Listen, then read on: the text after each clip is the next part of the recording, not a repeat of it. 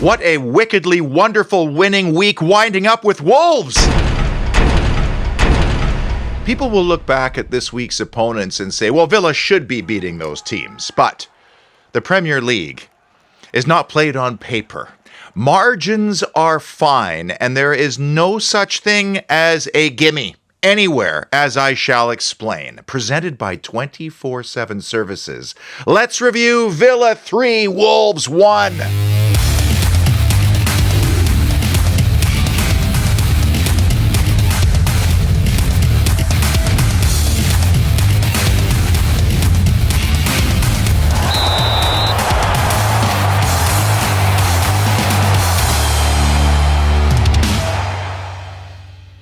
Hello from Holy Trinity Show headquarters here in British Columbia, Canada, and the Parlour, where I'm always so grateful to have you in with your eyes and your ears.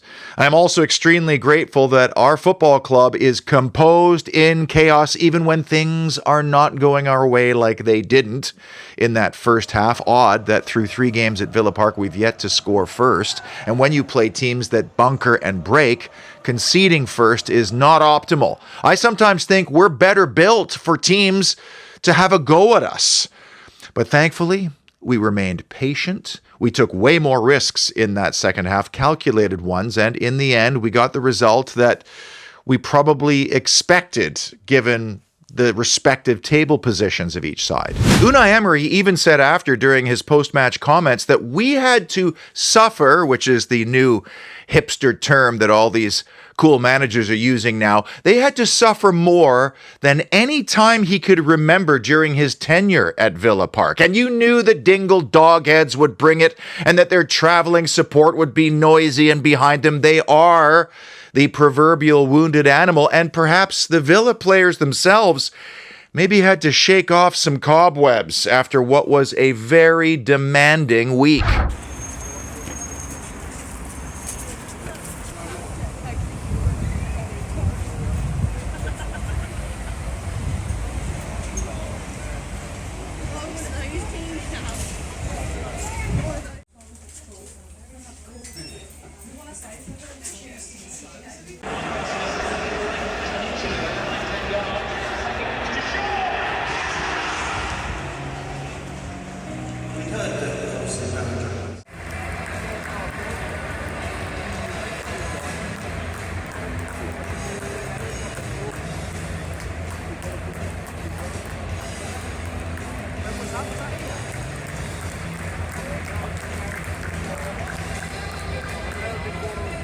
I call it the Holy Trinity Show because of Trinity Road and the Trinity Road stand, and Trinity also means 3, as in the 3 big issues or moments that defined Villa 3, Wolves 1.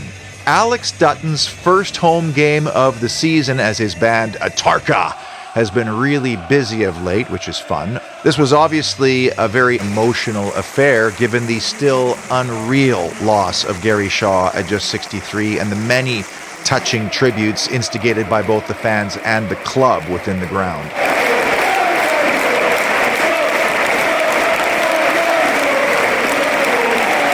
The key numbers were somewhat strange because neither side really got into many high XG goal-scoring areas. Even though Villa generated 5 big chances in the second half alone, Wolves didn't create any. My special stat was incredible in the end, and it was touches in the opposing box. You know, it finished 31-19 in favor of the home side, but at halftime, it was 5 for Villa and 17 for Wolves. And really, you could make the case that we might be fortunate to not have been behind further given the situations Wolves found themselves in after taking the lead.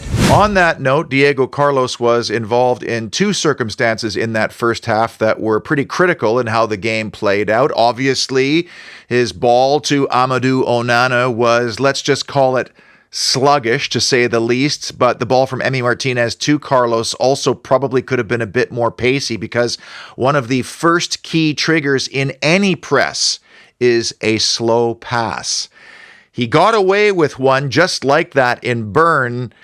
He didn't get away with this one in his first start of the season. Still, though, What a finish. The great players make hard things look easy. His first touch, which he sniffs out, then he dipsy-doodles with the one to set up the shot, which is then inch perfect from 23 yards, post and in. No chance to save this because of how urgently he releases it. So once again, we fall behind at home. No clean sheet for Emi Martinez, and that adds such a big degree of difficulty to the proceedings. Now, Diego, perhaps unwittingly, also had a major contribution just 5 minutes later when he got in the way of a chance. And if this goes in and not off his feet and out, as much as I'm confident in Villa's ability to crawl back into a game, especially given what happened last week, I really think we would have been tempting fate to fall behind 2-0 again. Diego's a very funny one for me. He so rarely exhibits joy or passion or enthusiasm in any games. And we know that he had a run-in with Unai Emery during preseason where he was outcast. Then he was linked with a move away. And now he's back, but I really do wonder where his head is at. Having a fully fit Tyrone Mings back in the fold, I think is going to be really helpful to us. Oh, before I forget, it's officially fall, which I love. And I love my house. We've been in it since 2009. It's a 1968 original. It's older than me, and we haven't really done a whole lot to it. So every year at this time, there's stuff to fix or repair or update. Like, for example, we have a cracked skylight in the kitchen right now, and some deteriorating ridge cap roof shingles made out of asphalt. And you know the weather's coming, so now is the time to do it. 24/7 Services is doing a lot of that kind of stuff right now, but also some industrial scale work with regular clients like Surface Construction and Engineering. This is at Milton Keynes Central Station, where 24/7 is doing some stairway beautification work. And just look at how sexy these railings are. I mean, shame about the Borussia Dortmund colors. Claret and blue would look much better, but not every one of Paul's clients are Aston Villa leaning, at least not yet. So if you're a homeowner like me, or you own or manage a medium to large size business, 24/7 Services offers such a wide spectrum of work: roofing, gas, electrical, plumbing, beautification, maintenance, decorating. And when you use 24/7 Services, you are supporting this program while also getting a fair quote. On a tactical front from Saturday, you may have noticed that Aston Villa had a very difficult time initiating any kind of forward press. Wolves would draw us a little bit and then just play it long. They were happy to play long balls, especially after taking the lead. On the long ball front, they played 21 in the game to our 8, and they completed 45% of those, which is not bad. And you know that Jørgen Strand Larsen would happily contest those, and he actually won 4 out of 6. And Wolves also did a very effective job of completely compressing our midfield and not allowing Tielemans, Onana, or even Morgan Rogers time on the ball, which is why after 45 minutes, they had 58% of the possession. Minor concern, John McGinn's hamstring, at least that's what it looked like from my angle. I'm not a doctor, but McGinn was once again at his combative best despite the way the game was playing out. You know he's good for at least one driving run and a couple of McGinnian spinoramas in each half. The difference now is, though, if we do have to withdraw our skipper or other players, we're not necessarily giving up a lot of competitiveness, especially when Boubacar Kamara and Philogene come back. Big issue number 3, bench boost. Squad rotation and flexibility depth is something that we have bemoaned at this football club for a very, very long time. And Unai Emery elected to make just one change from the Champions League game in Bern on Tuesday. That was Diego Carlos coming in from the off for Lamar Bogard. But most of those players, put in quite a few minutes in Switzerland. So there was always the chance of this hangover effect, even though it was Tuesday and the league game was Saturday. Wednesday is a travel day and a recovery day, but it's still taxing, and we have to be prepared for that. But now Unai Emery has different ingredients and dimensions to use off of the bench, and we still don't even have a fully fit squad yet. Those halftime changes may have been forced on Unai Emery. We saw John McGinn hobble off down the tunnel, and apparently Luca Dean had a problem as well, but necessity is the mother of invention, and when you can bring on Ian Maatsen at halftime, you are not downgrading. We have a player here, my friend. Oh, do we have a player. Not only is this guy rapid going forward with a sublime first touch and very crisp and tidy passing, but we don't talk enough about his recovery speed and how he always immediately gets into the right position, and very rarely do you see him diving in. Leon Bailey, who many of us worried might be out for a considerable amount of time after he hobbled off early at Leicester, was introduced on the right-hand side. So now we had two very quick and technically dynamic players on the touchlines, which meant that Wolves could no longer play narrow anymore. So we opened them up this way. And then because Bailey was down for about 5 minutes getting treatment to his face, it almost felt like when the next two subs, Ross Barkley and Jhon Duran, came on, that they had well over 30 minutes to impact the outcome. And wouldn't you know it, the subs did impact the outcome. There isn't a manager in the Premier League now who isn't aware of Jhon Duran's threat, whether that's from close range finishes, headers, even long bombs, of course. So you have to respect the danger that he poses, and you can't focus all of your defensive attention on Ollie Watkins now. And because we stretched the field this way with Maatsen and then Leon Bailey, that provided a little bit more space to maneuver, which was very beneficial for guys like Youri Tielemans and Ross Barkley. This game so completely and dramatically turned at halftime. It was something to watch. In that first 45 minutes, we had 5 touches. That's it in the opposing penalty area. Sam Johnson, bless him, former Villan, he had moss growing on one side of him. He had that little to do. So we multiplied that by more than 5 times in the second half, 26 touches in the opposing box. Our first attempt on target didn't come until the 68th minute, which is just incredible. Now, there would have been stern words at halftime. Unai Emery was in the tunnel before halftime even blew in that game. And fresh legs help. Attacking the Holt end certainly helps. It was almost as if the Holt was sucking the team in towards that goal. But now we have players with different ingredients to bring on to turn the game in our favor. Big issue number 2, Duran duel. I don't want to sound like a broken record, but it is funny how many similarities there were between this week's game and last week's game. As I said, the longer you are behind, the harder it gets. You need that equalizing goal as fast as possible. But when you get it, you can feel the entire energy and belief in the stadium change dramatically. And as I mentioned last week, and Unai Emery confirmed this in his Friday media availability, it's not just the goals that Jhon Duran is scoring that is giving him an opportunity to start very soon, but it's other little details and components to his game as well. Just prior to the 1-1 goal, Jhon Duran wins a little duel. It's a tiny little moment and detail in the game that maybe even goes unnoticed, but that's exactly what happened prior to his Thunder Blaster last week against Everton. He gave the ball away initially, kind of like he did last week. It was a frantic phase of play where the ball was bobbling all over the place, but he has to make a decision. Do I go and win it back, and ideally without making a foul or making contact with his opponent? And that's effective pressing. That's reading the moment. And he does. Long leg, nicks in, pokes the ball away, doesn't make contact with the opponent, and it becomes the first in a chain reaction that leads to the equalizer.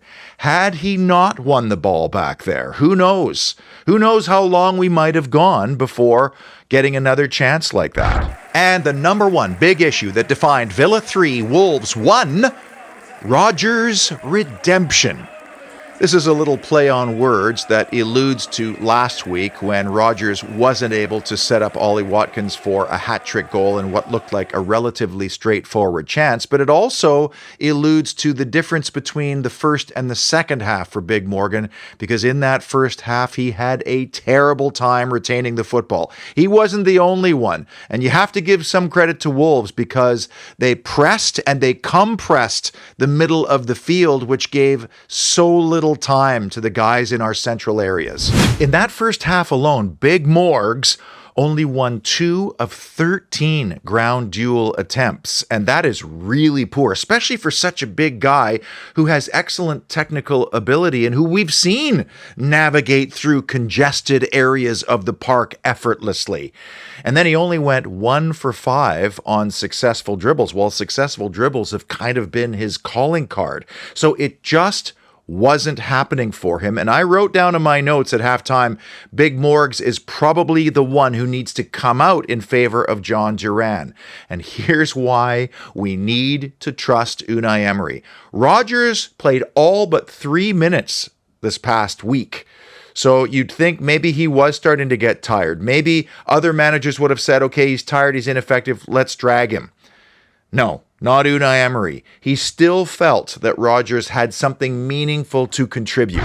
Interesting that Morgan Rodgers started to get a bit more joy when he was put on that left-hand side. Might have been partially because he had an overlapping option and danger in Maatsen, but he also did drift infield at times where there seemed to be more space and where he was able to combine with Duran and Watkins and our central midfielders. And 2 very critical assists were concocted. On the first one, the equalizer, I say this to players all the time, it's the guy without the ball that makes the play. And so when Ollie Watkins makes that little run just to the outside of the central defender, in this case Dawson, between the central defender and the fullback, you got to play that ball, and Rodgers obliges beautifully, and even with a little bit of a no-look thing going on there. And then, unlike the ball he tried to play to Ollie Watkins last week, he lays it on a platter for Duran, getting the shape and weight spot on. Duran could have scored wearing a blindfold, and Villa Park gets a delightful insurance marker.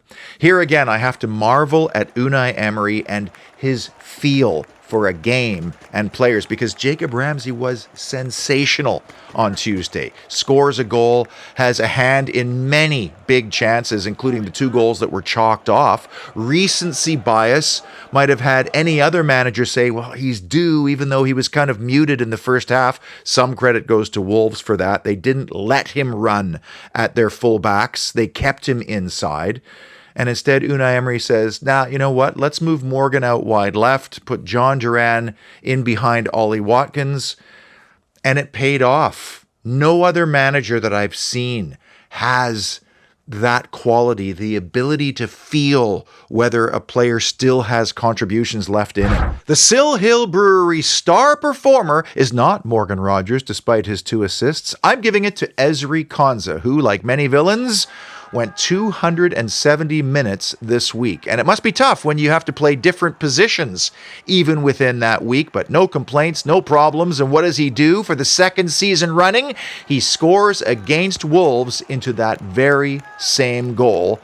And it turns out to be the game winner. What a timed run that was, and what a beautiful connection. I am pouring Ezri the Sill Hill Gold Star Golden Ale with the UK's finest Goldings hops and a sweet kiss of honey from local hives. Crisp, light, dry, with oodles of character, just like our Ezri. Dry, like he never seems to break a sweat. You need to try all of Sill Hill's carefully crafted creations at their spanky and beautiful new tap room in Aston. Just a leisurely stroll from Villa Park. They're open Thursdays through Sundays and on game days. When you look at some of our cumulative subcategories that I like to follow, well, first of all, Jhon Duran and Ollie Watkins are on pace for about a 50-goal season combined. Not sure that's going to last. But what really stands out for me, still 0 clean sheets this season and just 2 first goals in games, and both of those came away from Villa Park. Glancing at when Villa have scored this season, it appears as though we are the cardiac kids again, with 4 goals now in those final 15 minutes, while we look a little bit vulnerable in the second 15 minutes of games. Nice to see the gaps widening as well between offsides for and against and fouls for and against, because if we're getting a lot of fouls against us, it's because we're getting on the right side of opponents. It also means we're controlling the game through set pieces. And now it's off to the rural and pastoral outskirts of London and Adams Park for an EFL Carabao Cup third-round date with Wycombe Wanderers. And over the years, you may have noticed that the Chairboys have pulled off the odd scalp during a cup run here and there. It's kind of their thing. And the players were well chuffed when they heard that they had drawn Aston Villa at home in this round of the competition.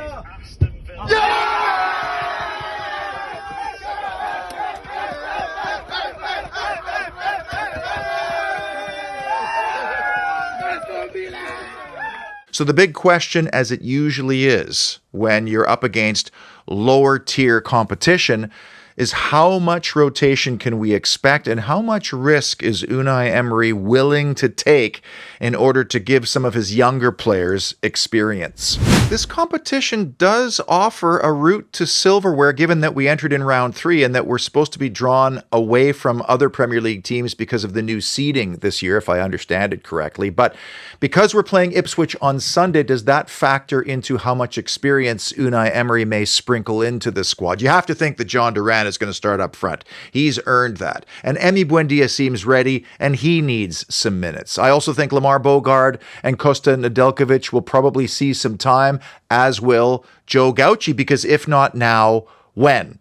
But will Unai Emery go as far as, say, Sil Swinkles alongside Diego Carlos? And if Jadon Philogene isn't ready, would he perhaps introduce Caden Young, who just signed a contract extension? Because these are the types of games where you can give your young players valuable game equity.